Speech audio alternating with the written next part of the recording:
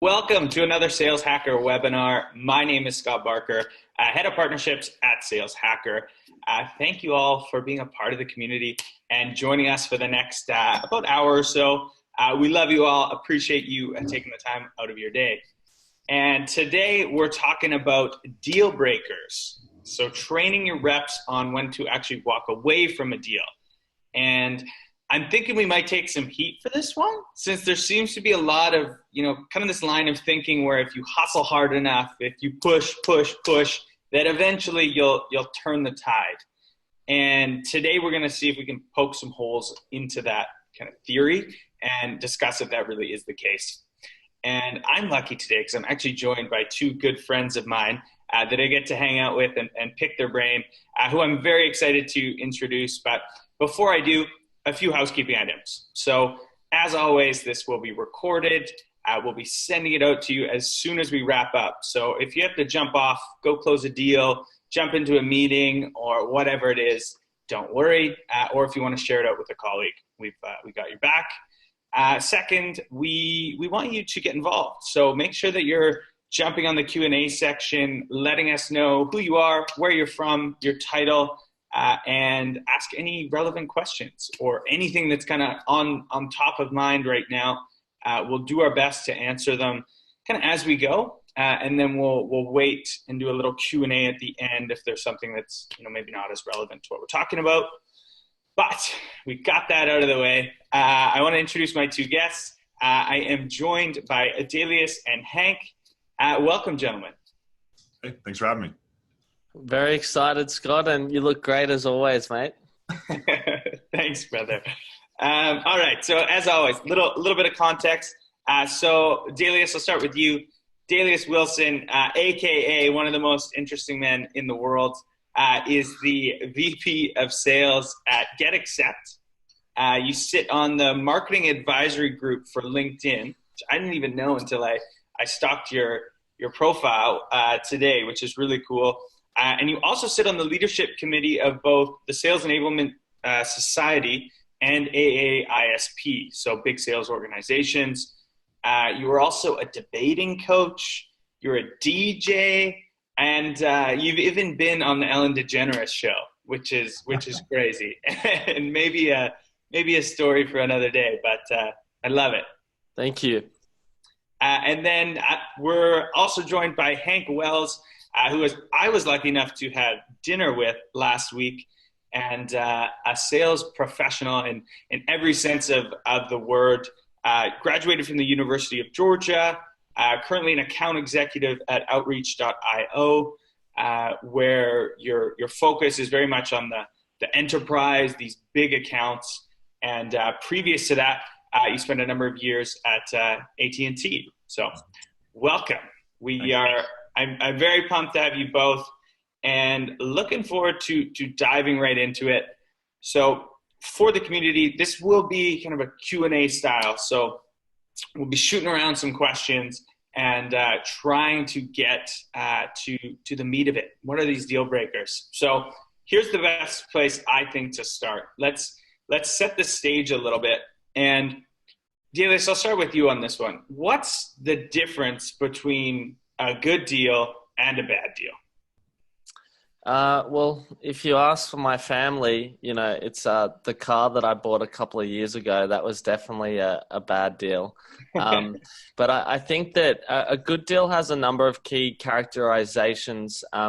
Some that are not typically understood is that you need to have a high net number of stakeholders engaged in your account. Most people are talking to one or two. The best deals I've ever seen always have multiple.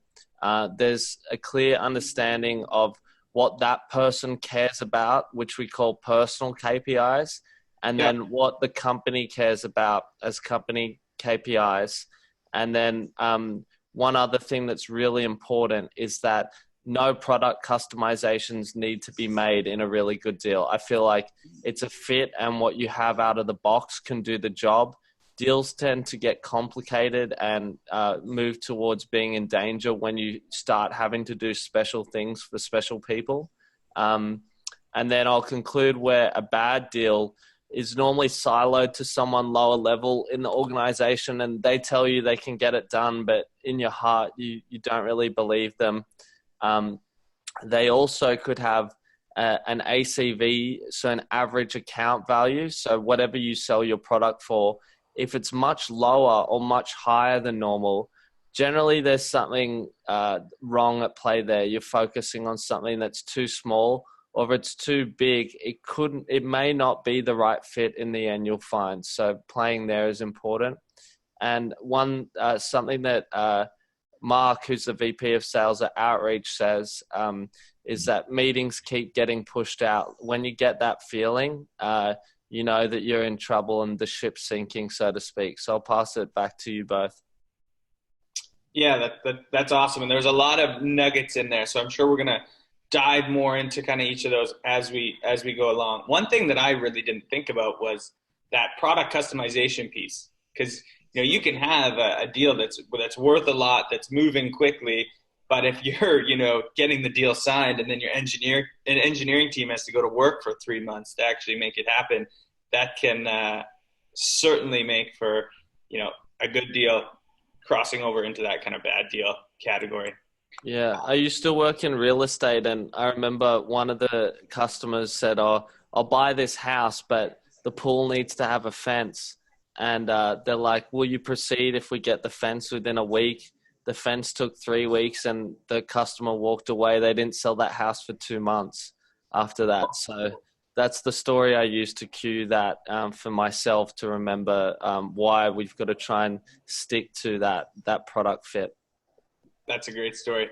And Hank, I'll flip this one over to you. Any other differences that you see that are kind of glaring when we look at good deals versus a bad deal? I think we'll unpack this a lot today. I think there's objective factors and subjective factors. So from an objective standpoint, we try to ask a few questions. I think there's a lot you could use, but we always want to understand how do you normally buy software like this? We ask that casual question almost every initial call. And from an objective perspective, if they answer it really well, it's probably an indicator it's a good deal. If they don't answer it so strong, or you just don't see a lot of confidence in how they're saying that, it's kind of a red flag. From an emotional perspective, you're kind of worried about that. So that's one thing we really look at pretty heavily. And I think the second one is, and this was just referenced, is meeting promptness and desire to schedule next steps. Mm-hmm. I don't have hard data on this, but when we go for next steps on a lot of calls and they refuse to book them or say just reach out, that's often an indicator there's no timeline, or this isn't a project that whomever the economic buyer is knows about. So those are two things we look at a lot here at Outreach, and we're noticing some consistencies in if they go good, it's a good deal. If they don't go well, it's generally a deal that is going to push out or not even a viable deal since we're not talking to the right person. Mm-hmm. I love that. Yeah. I like, especially at the end of like a demo, if you're selling software or whatever, and you're doing your big presentation and you've spent, half an hour with someone, and if at the end is when they should be the most excited, like they should be pumped. They should be like, let's implement this tomorrow. And if at that section where they're supposed to be the most excited, they're not agreeing to, next steps, I definitely think that's one of the ones that are a deal breaker for sure. I also love that question on how do you buy software? I think that can be, or how do you buy insert product service, or when is the last time you made a purchase of this size? Walk me through how that happened. I think those questions are awesome. Yeah, and it's interesting if I sit around some SMB AEs and some commercial and some mid-market. You can listen to people at the closing motion, and they'll ask for next steps. If the person pushes back, they'll ask one more time. And then after that, if they don't get the next step, they'll get off the phone, and right away they're already telling each other, this is something that might be in question. You can kind of start to tell after you go through this motion enough at times of the sentiment at the end of a call. Absolutely. And DW, something to add there? Yeah, we always have a laugh. I love the dating metaphors, but if you've been at a date and it's going down the tube when there's not a next step, you're not talking about going to the movies or doing something else. And similarly, You might be there the next day and the phone screen's still blank. So think about that with sales too. If you're not feeling that push from them as well, generally, if you're just pushing them one way, it's kind of in a threatening position. And I think too, if it seems too good to be true, sometimes you have a first date and you're like, man, maybe I can marry this person. Like, this person's amazing. Those feelings are always an alarm bell for me, especially someone who says, oh, this is great, just send me a contract. Like, we can pull the trigger on this in a week. Never, ever do that. If you're going, even if it's close to the end of the month, a lot of reps just give in, and that's the kiss of death for a lot of your deals. Yeah, that's awesome. And the dating metaphor works in so many scenarios in sales. You know, it's something that I actually ask myself sometimes, like, if this was like a romantic relationship, would I be acting the same way? And you can have a pretty good gauge. All right, so let's dive into that a little bit. Not dating horror stories or war stories, but more in deal cycle. And Hank, I'll start with you. Can you, because I think we heard a little bit one from DW already. You were in real estate. They had all these asks. You met all their asks, and then they didn't pull through anyway. So Hank, I want to hear from you. Tell me about a war story you've had where maybe you chased a bad deal, and what was the outcome? Yeah. So this was December of last year. We'll obviously leave out the company name, but remember it vividly. Unfortunately, still, you know, we were in a competitive situation with, I think it was 4 or 5 other solutions, and the first call we had, and this is another thing that goes good or bad deal, we really weren't able to secure good discovery question answers. So having had done this for about a year at that point, I was pretty seasoned at the discovery type framework, but we weren't able to secure a lot of questions. So initially we thought, well, maybe the buyer just isn't ready to share some of this core information. And we locked in the next step. So we got a little excited. We locked in an on-site demo. When we went to prep for that on-site demo, we didn't really have the core information we needed, but it was kind of myself working this in a silo. I wasn't asking for a lot of opinions, which I regret. You know, now I wish I'd asked some peers to look in at the deal. But we ran that on-site demo. Engagement was okay, but the questions were pretty service level. So what happened from there is we had a lot of limited engagement, but I think I would imagine most people on this call have done this. This was a fairly large deal with a pretty strong logo. And we just assumed, hey, we have, you know, the best product for this use case. We'll win this deal. As it plays out, we chased this deal in a couple ways. So we had executives reach out.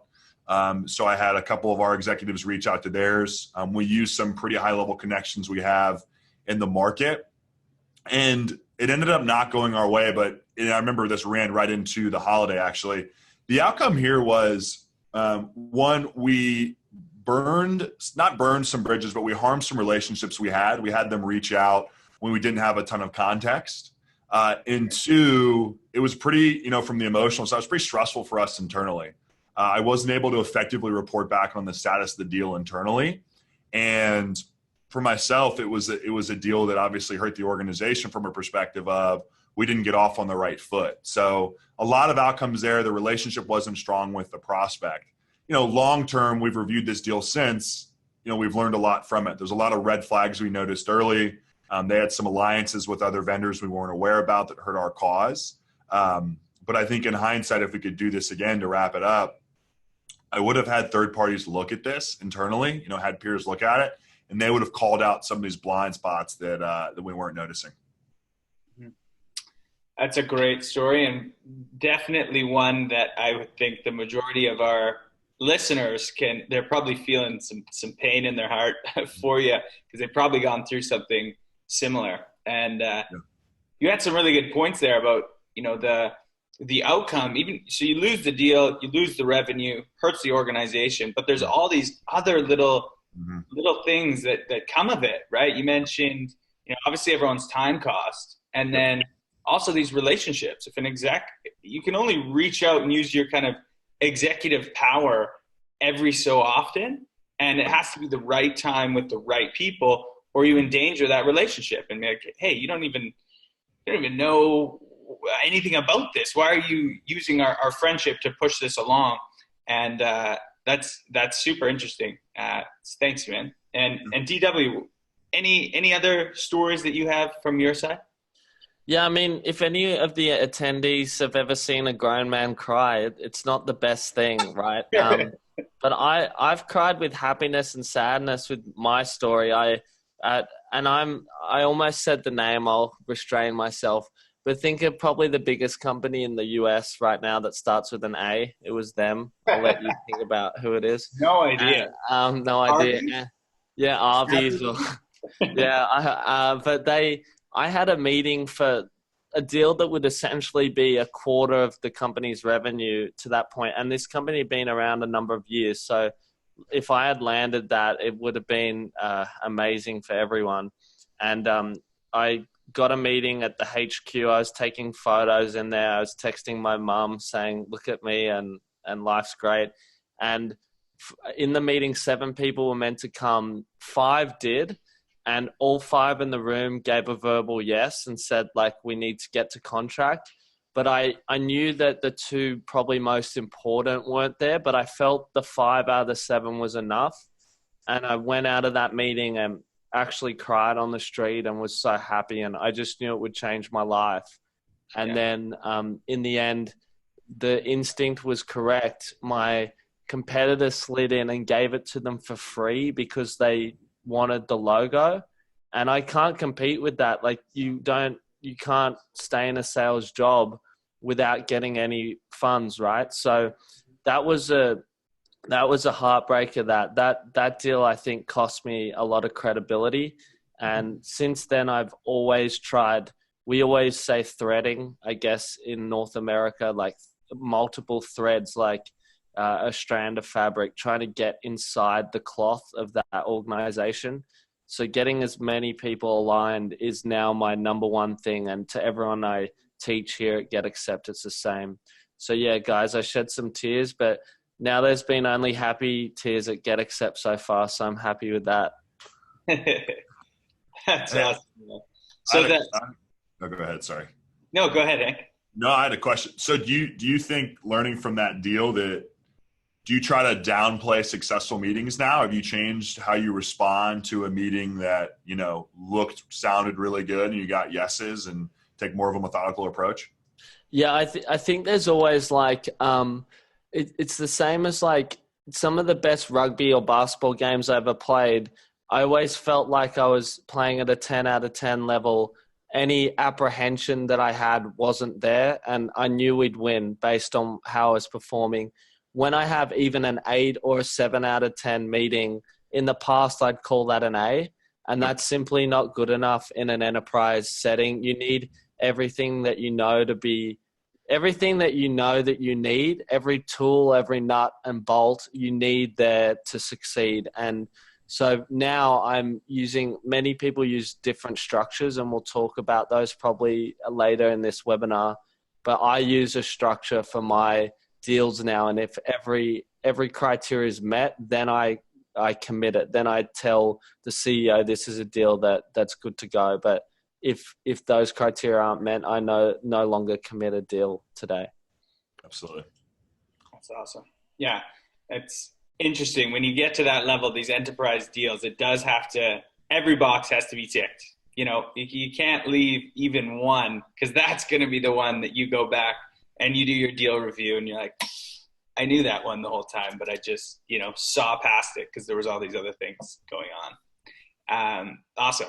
So I think we've done a pretty good job at, talking about the differences between a good deal and a bad deal. We gave some examples, but I would like to kind of like build on that. And if we have any other examples of deal breakers or red flags that you can catch early, so that, and it gives you enough time to either not spend time on it or maybe, change your approach. So, and DW, let's start with you. Examples of red flags that you watch out for. Number one is, if you imagined you were them, if you imagine whoever you are. So for instance, we generally deal with VPs of sales ops, that kind of area.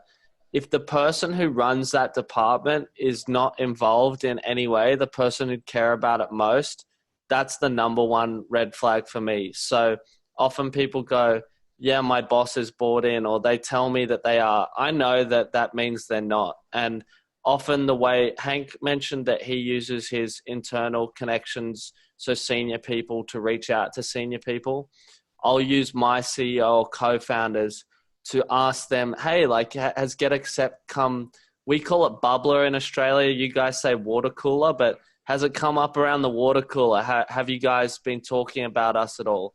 And if that's a no, or they're like, who are you? Then that is evidence that I've failed. And probably the second one I'd mention that I didn't mention effectively is that if pricing dominates conversation, particularly early, people buy products when PV is greater than P, when perceived value is greater than price. So if their value or what they see it doing is so up there, then price is not going to matter, because if you make them $1 million from a $100,000 solution, they make 900 grand.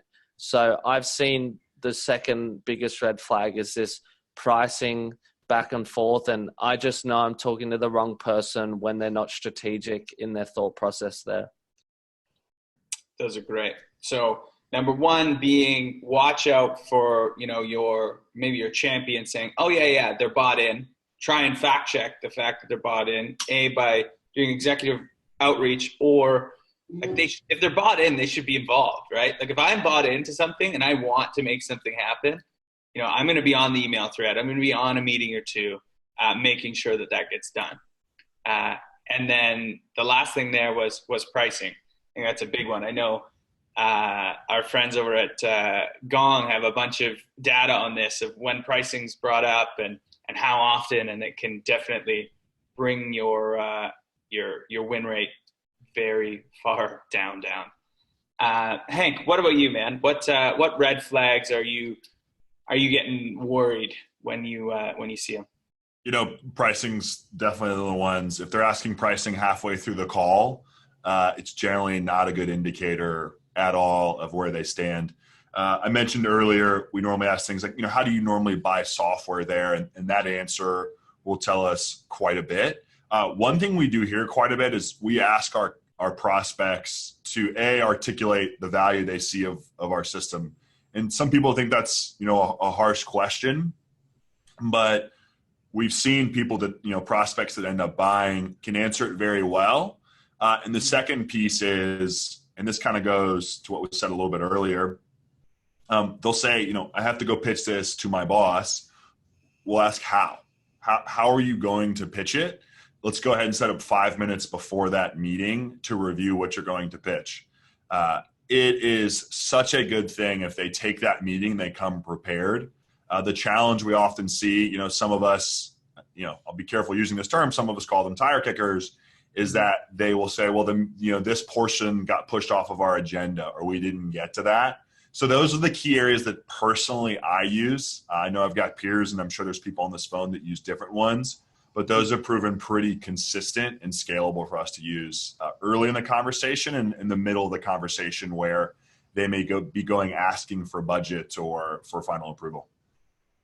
I really like that. And so where will you, is that like second, third meeting typically? Where do you have that call where you're essentially, arming them with all of the information they need to go and sell you internally?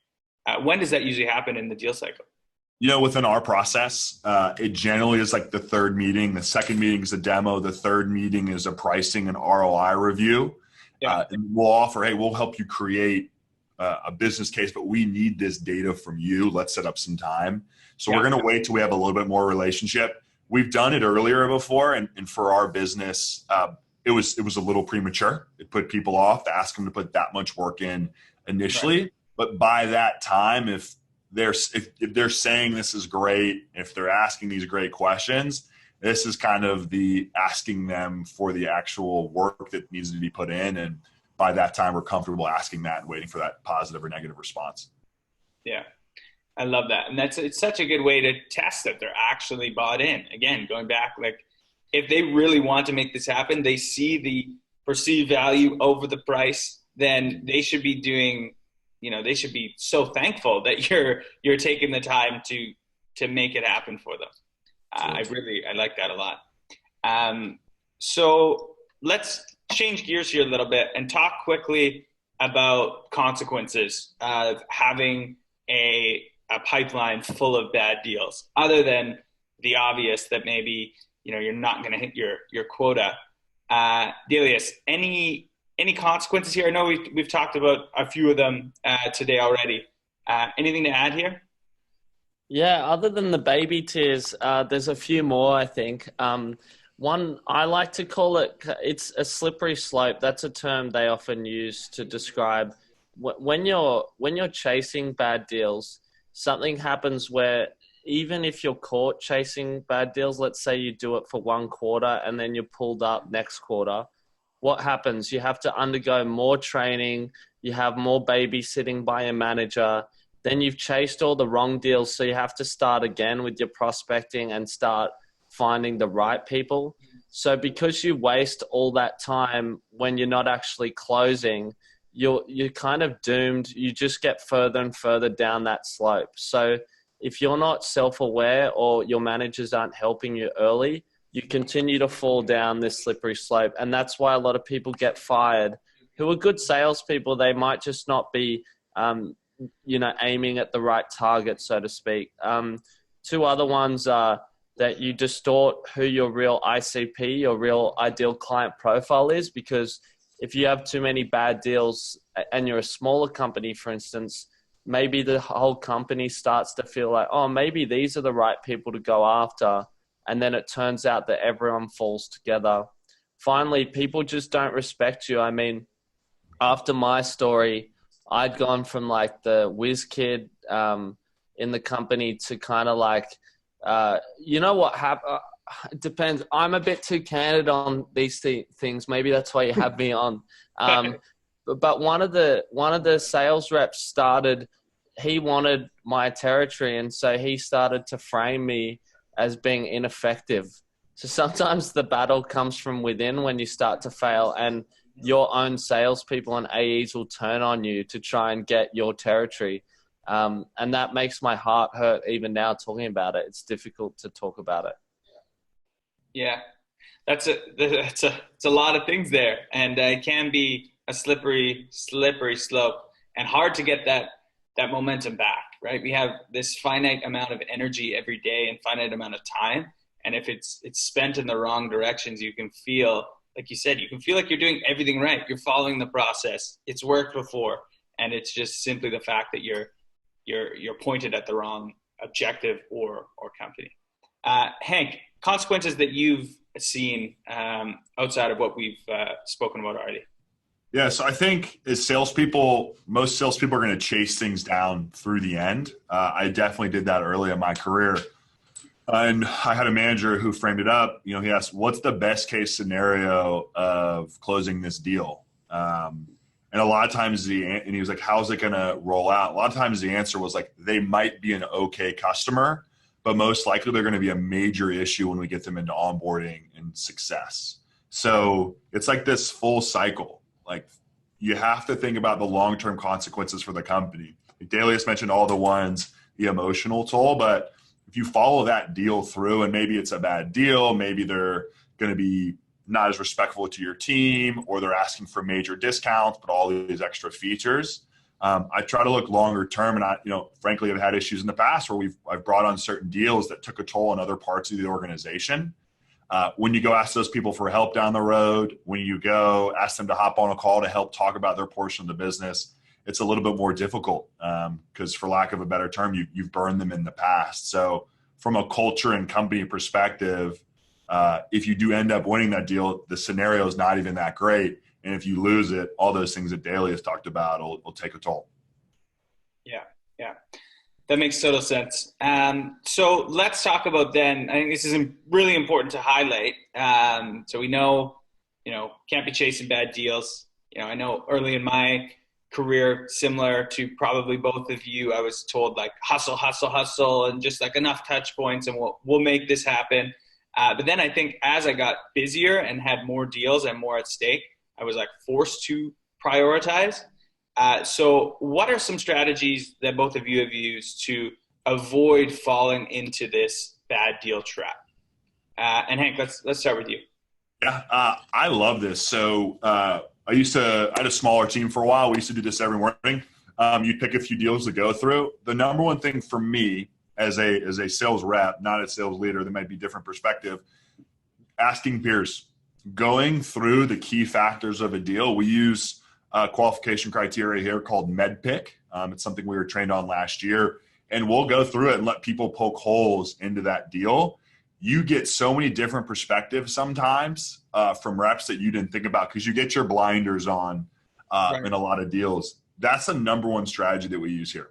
We run deals by each other, ask them for feedback because you may think you've got all the answers, you've got MedPick filled out, but they're going to give a third-party perspective that you frankly can't provide. And that strategy alone has helped me get rid of some deals that I should have. It sounds bad, but it's almost liberating when you do because you freed up your time for more valuable activities. Mm-hmm.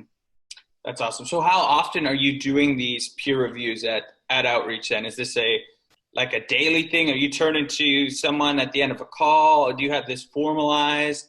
How can I set up kind of peer review? Because I agree. I think it's great to identify blind spots. That's a great question. So one of my previous employers, we had a team of about 8. We did this. It was 3 times a week. So you brought a handful of deals and did that. It was really systematized. I think for the role here, being on the enterprise team, we're doing this officially twice a month. And there's a lot of ad hoc talking to peers, going through it. But it's important for me. I like structure, and I think a lot of people on this call probably do as well. Twice a month, grabbing a group of people and going through these deals. And immediately some of the people in the room are like, that's good, that's bad, et cetera. And you get this really quick turnaround on understanding where to focus. Yeah, awesome. DW, what strategies have you used other than this peer review concept to avoid falling into this trap and making sure that Arby's deal never happens again? You're so funny, Scott. I love it. I think 2 points here. The first is that data never lies. So if you come into a new company or you're in a company, there should be some answers there that can show you where the gold nuggets are. And Australia has a history of prospecting. You guys can read about the 1800s gold rush there. We had one too.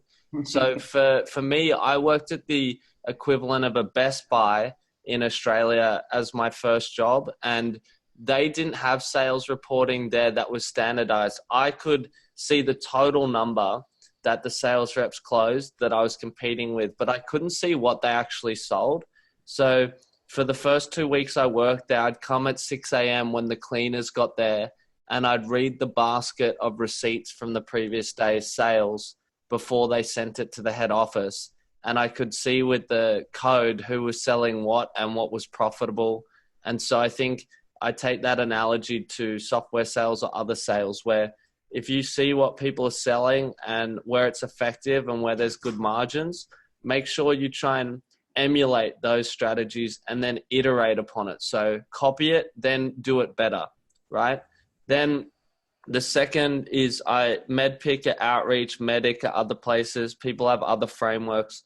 Frameworks are so important because before this, I'd have like the Aussie cowboy method, which was just what I knew from my experience, and I wasn't analyzing myself critically. So I use a method as well, similar to Medic. However, what I'll say to this is like, imagine that every single salesperson now reads Challenger Sale, Medic, BANT, all these common methods. It's like trying to win an NFL game by running like a play from the 70s. Everyone knows the play you're running. Like when you start asking them about, like the M in Medic stands for metrics, right? When you start asking the same stupid questions as every other sales rep, you seem exactly the same.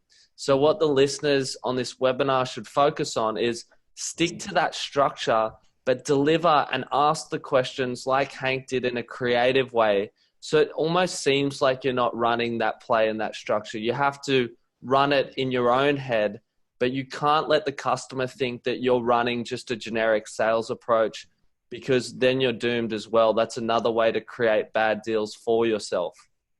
Mm-hmm. Yeah, that's funny. Something we haven't touched on. That's how you can essentially make a good deal into a bad deal, which is not what you want when they perceive that you're just, running through the motions and putting them in this, qualification box. That's a really good point. Definitely. All right. So let's say now I sat in on this webinar, I'm looking through my pipeline, and I've identified some bad deals. What is my course of action? Should I bow out and just tell everyone, sorry, we're not pursuing this deal, or should I just change my approach? And DW, let's start with you. Yeah, I think that so there's going to be different levels of bad. I think that what you've got to do is, I think the peer review is good and some of the techniques I mentioned, and then figure out the purge. Who are the terrible ones? And write Post-it notes or create some kind of reminder to let you know when you're talking to prospects in the next couple of months that you're avoiding some of those key things. I think what the hardest thing, and Hank will probably agree with me, I can't tell if he's nodding because I've got the webcam minimized, but there's such a big difference between a hard deal and a bad deal. It's a very difficult thing to kind of figure out if a deal is hard and you're burning energy, or it's simply just a waste of time. And so I think that when a deal becomes too hard, it starts to reflect some of the traits that we've talked about so far. So I'd say when you've got these bad deals, maybe you should run a few plays just to kind of make sure that they're not fully dead. So for me, I send snippets based on the discovery notes just to that person to make sure that they're not making a mistake by saying no. Secondly, getting those senior executives to engage with them based on the discovery notes again. And the third is do things that other salespeople wouldn't do for accounts that have a meaningful impact to the pipe. So maybe a deal looks bad, but maybe you haven't put enough effort into creating a custom demo or proving the use case. So don't feel afraid to dive in and spend a bit of time on those ones that are on the borderline, but cut the ones that look terrible. That's my final statement on that. Okay, sounds good. So don't confuse a bad deal with just a hard deal that takes a lot of work. And the ones that are for sure bad, just don't spend any time. Hank, do you have a similar viewpoint on this? Are you bowing out of these deals? Are you changing how you interact with them? What does it look like when you know that's a bad deal? Yeah, so the first step, I think, is picking your key accounts. So if you have, we have key accounts, then we have all the other accounts. If I have a key account, I'm running the same play for the first probably 45 days of the cycle regardless. It's a key account. I'm going to do what I can. We're going to do some things daily, as we're talking about with custom presentations and videos we send. Then I have my other accounts that are of a lower priority. Within those opportunities, different framework, less persistent, less effort-based framework for the first 45 days or so. Once I get outside of that, if I think it's a bad deal, I'm changing the tactics. So we're putting them in a different process. And we do a couple of things here. Everyone's heard of the concept of a takeaway. We're not huge believers in that necessarily, but we do some things where we start to ask for favors, or they ask us things and we say, if we do that, can you do this? And so we start to push a little bit and do unconventional sales tactics. I think a lot of reps aren't asking their prospects to put in too much effort on things. And if they start to ignore those, then we're taking away, but we continue to follow up here. We just take a more of a aggressive approach outside of the 45 days or whatever your deal cycle is, outside of that deal cycle, and start to get a little bit more aggressive and start to do what we call asking for favors in return of actions they're asking for. That's great. So let's dive into that quickly. So that means that essentially you kind of have your opportunities almost tiered out. So you've got your like key accounts, that'll be your tier one. And then you've got your ones that kind of maybe look like your key accounts a little bit. That'll be tier two. And then you have, everything else. So are you then, does it go on like the scale of, are you automating most of the steps in like your tier three? And like, would it be personalization, ultra personalizations here? And then as you go down tier one, tier two, tier three, it turns more into just automated? Yeah, I used to sell to colleges. So we had Stanford. They were getting personal letters. CEO was reaching out. We were sending swag to their office. We were building custom presentations unasked. If we were selling to a small private school somewhere that didn't have a high potential value, we were sending check-in emails. We were sending relevant content, but we weren't going through a whole custom demo process for their team. Now, if neither of them had buying motions or were what we deemed bad deals, if it was Stanford, we still put in a lot of effort. That's a major deal with major potential. If it was a smaller deal, we just kind of started to automate everything and just automate those follow-ups and give up. With the larger deals, I'll keep using Stanford. If we didn't get return on there, that was for us, retarget, go after a different person, or risk going above and totally potentially alienating your buyer, which is risky, but needed if you've done everything you can to move that deal forward and nothing has happened. That's awesome. I think that's a great way to look at how to change your approach. And then, I think this is awesome. So then tier three, so you've got this automated flow going, and then you're doing these small asks. So you're almost like getting them to prove that they're, worth getting into almost like a tier two, tier three. And that's a bad way to frame it when talking buyers, but we're all mostly sellers here. That's cool. I like that. Thanks, man. You're going to cut a deal eventually, but I would argue that a lot of the reps here follow through a lot. I think some would argue too much, but we've got some data that with that follow through, it's really low effort and the return's not crazy high, but if the effort's super low, it's worth doing it versus marking that deal lost. And for some of us, it just goes in a black hole. For some of us, it goes into a marketing automation system and you hope they re-engage. We'd like to do some more effort personally before doing that. And the more we can automate, the better. Yeah, that's great. All right. So I want to talk about something that I think is important when we talk about bad deals, and we can make our list and be like, okay, here's the list of what makes a bad deal. And we can put it on, can have a big sticky note that's in front of me every single day. But unfortunately, humans, we are driven by our emotions.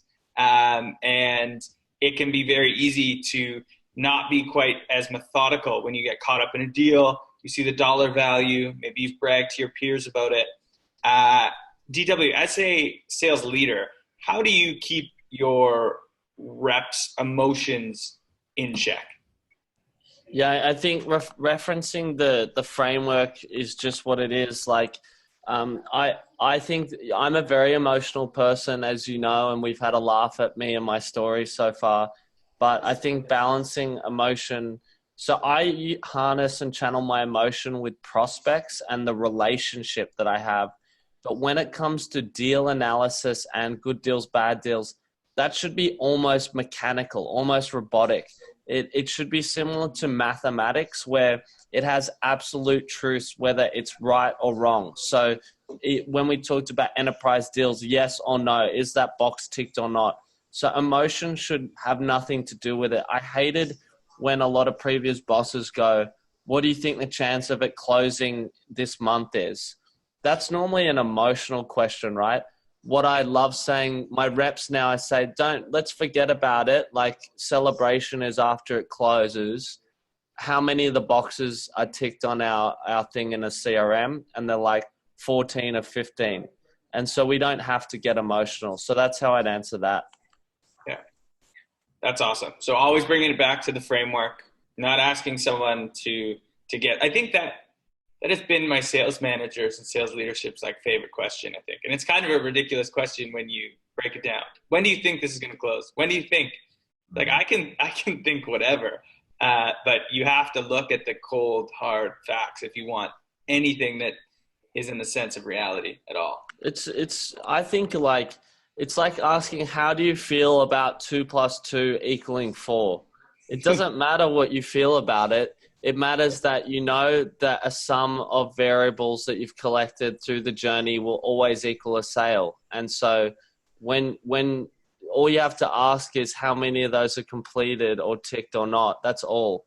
And so the emotion should be saved for the relationship with the prospects and your relationship with your staff when you help them when they've celebrated and enable that celebration, or when they're down and they've missed and you're there to pick them back up and make them twice as good. Similar to my favorite franchise, the Rocky movies. Yeah. That's awesome. Yeah, right? Like it depends on my mood. If I'm bummed out, maybe I'll tell you that 2 + 2 is feeling like 3 one day, or I'm all jacked up and feeling great, and it could be an 8. Exactly. Yeah, that's awesome. Hank, how about from an individual contributor's perspective, how do you make sure that you're not letting your emotions get the best of you? This is my favorite part of sales, I think, is the emotional component.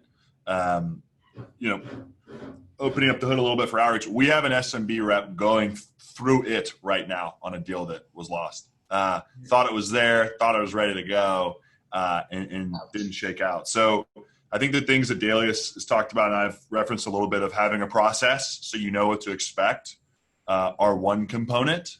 And then I think 2 is protecting yourself. So if you have a process that you follow each time, like y'all were just talking about, you're not just going to say it feels good today or not. An example I like to share is when somebody asks for a reference call, a lot of reps give it. They say, go for it. Dalius, I'll set you up tomorrow. Good luck.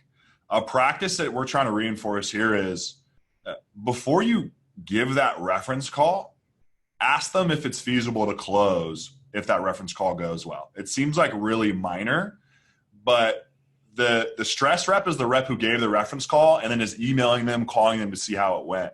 The rep that's hanging out, leaving the office at a reason, going to hang out with his or her friends or family, is the one who confirmed the step after the reference call. Right. Whether it was closed or not. Now, if that person said no, maybe you don't offer that reference call. That's a different subject. But you have to really protect yourself. And I've been on both sides where I was the person just going, great, talk to this person.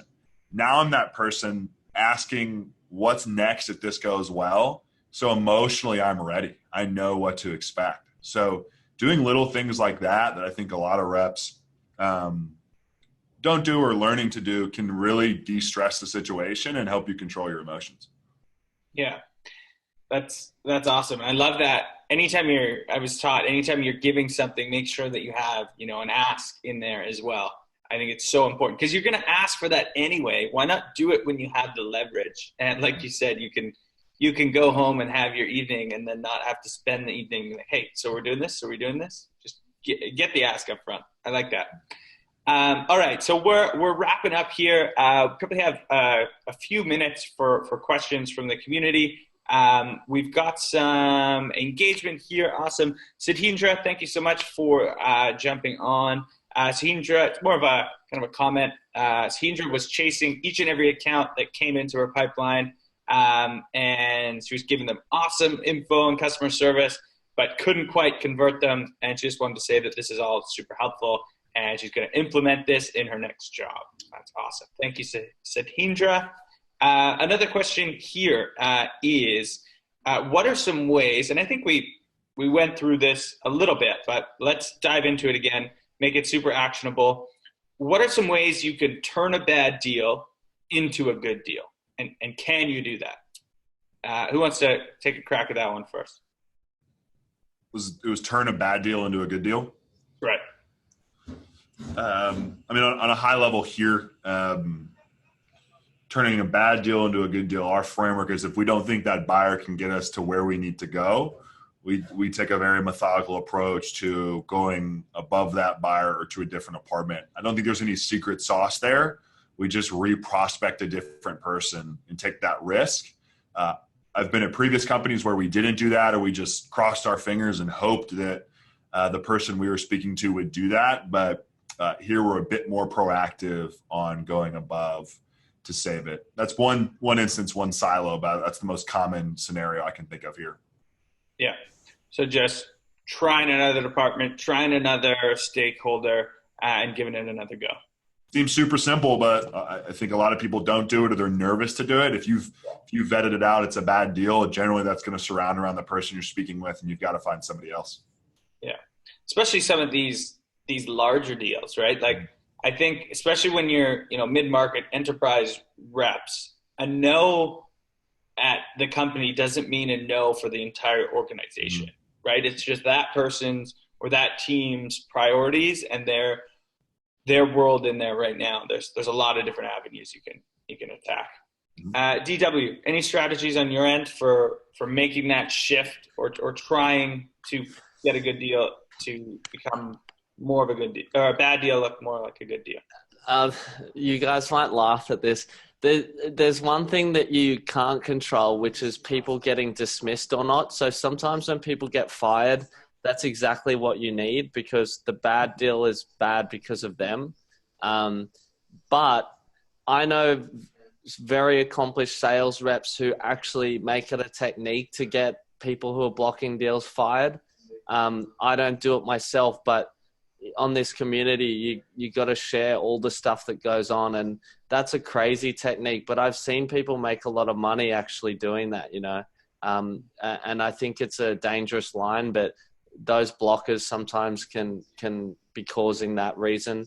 A second thing that is important to look at is that maybe the bad deal is because your internal team is not ready for it, like the product's not there, or perhaps you haven't done what you needed to do, so you've made it bad.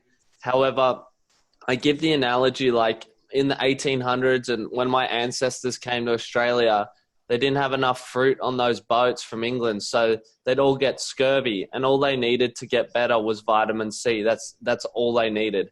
So when you've done this job for a while, you become an expert, and if you've done discovery effectively, even if the deal seems bad for some reason, if you know that they're going to benefit from your tool in an absolute sense, then I feel like you don't have to let go of that opportunity. I feel that in time, if you're doing what Hank said and maybe make it a tier 2 or 3, you'll eventually get there in the end, because you become almost like a doctor in the end if you've specialized in that product or that field for such a long time.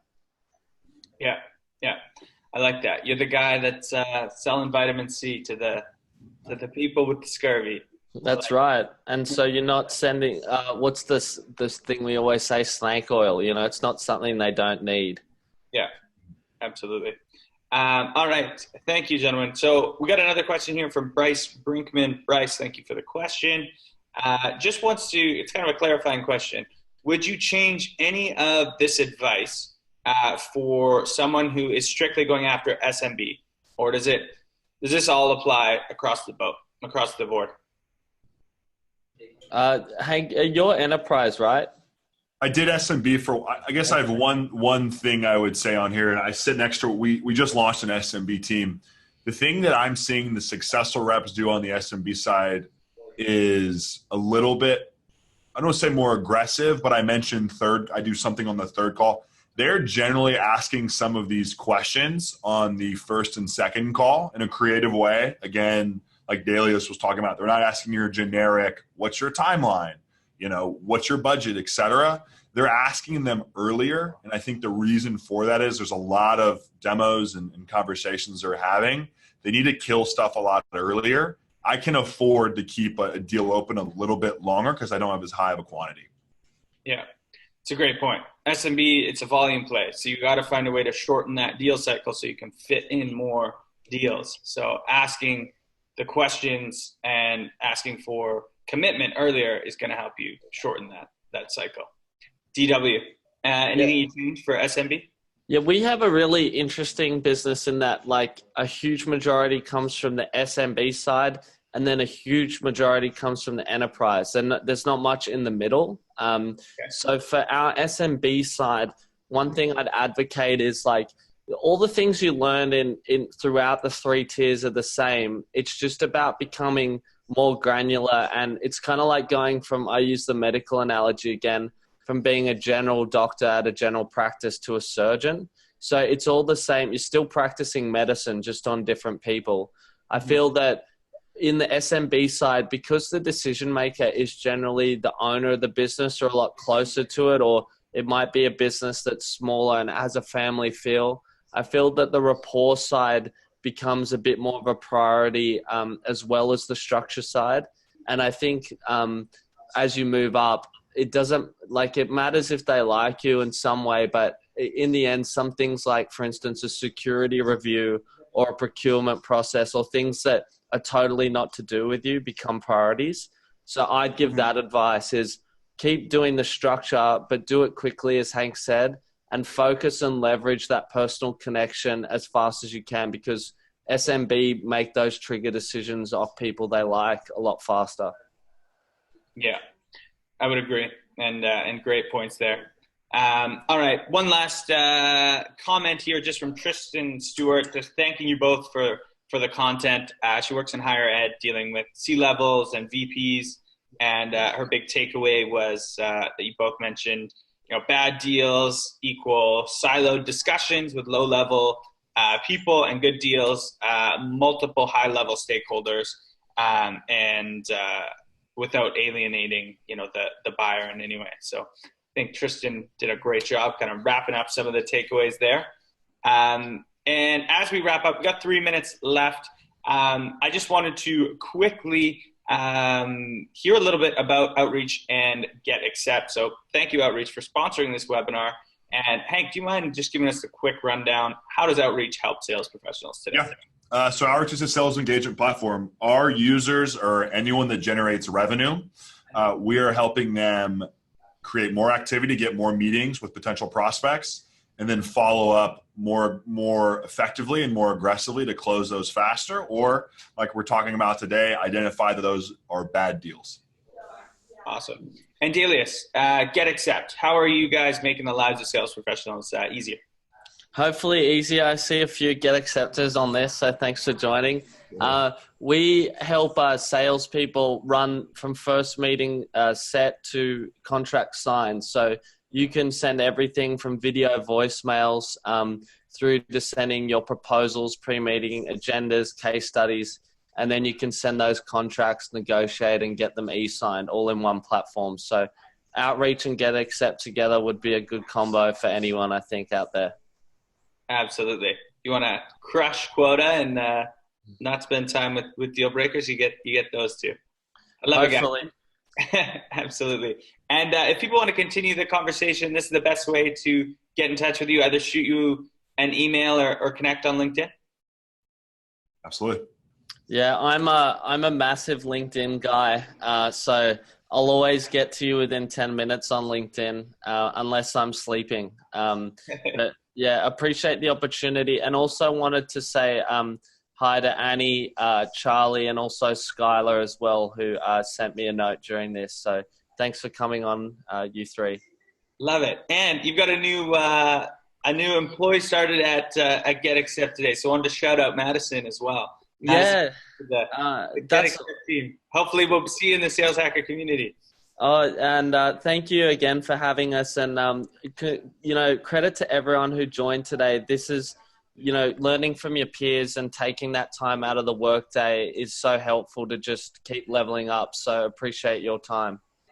Absolutely. And appreciate both your time, DW and Hank. Super valuable insights. Thanks for hanging out with me today. And thanks, everyone, for the great engagement.